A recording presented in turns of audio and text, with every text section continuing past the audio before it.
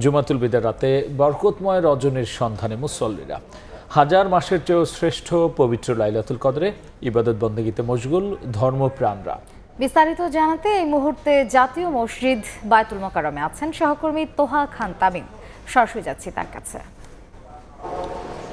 পবিত্র শবে কদরের রাতে এই মুহূর্তে জাতীয় মসজিদ বায়তুল মোকাররমে কিয়ামুল লাইল বা তারাবির যে সালাত সেই সালাত আদায় করছেন মুসল্লিরা এবং তারাবির সালাত প্রায় শেষ পর্যায়ে।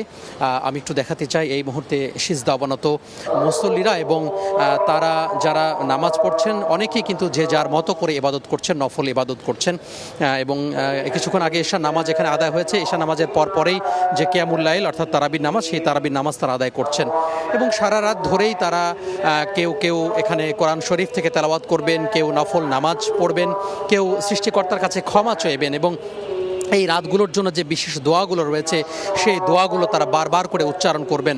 বিশেষ করে মুসল্লিরা বলছেন যে তারা ক্ষমা চাইবেন সৃষ্টিকর্তার কাছে, সারা জীবন যে পাপ করেছেন, অন্যায় করেছেন সেইখান থেকে ক্ষমা চাইবেন, তার রহমত তালাশ করবেন এবং আল্লাহ তাআলা বলছেন যে হাজার মাসের চাইতেও যে উত্তম এবং এই রমজান মাসে কিন্তু পবিত্র কোরআন তিনি নাজিল করেছেন পথ প্রদর্শনের জন্য, মানব জাতির পথ প্রদর্শনের জন্য। সেই পথ প্রদর্শন কিন্তু আজকের এই রাতটা অত্যন্ত গুরুত্ব বহন করে এবং এই রাতের যে রহমত, রাতের যে বরকত, সেই বরকতের কিন্তু তারা তালাশ করছেন।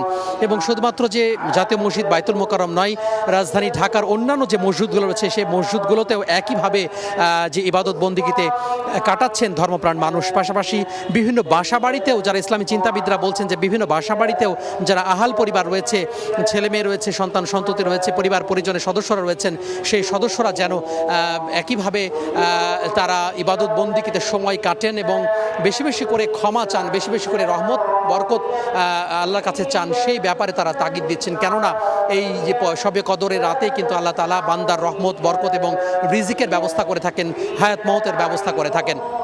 তো এই ছিল জাতীয় মসজিদ থেকে আমার হাতে সবশেষ।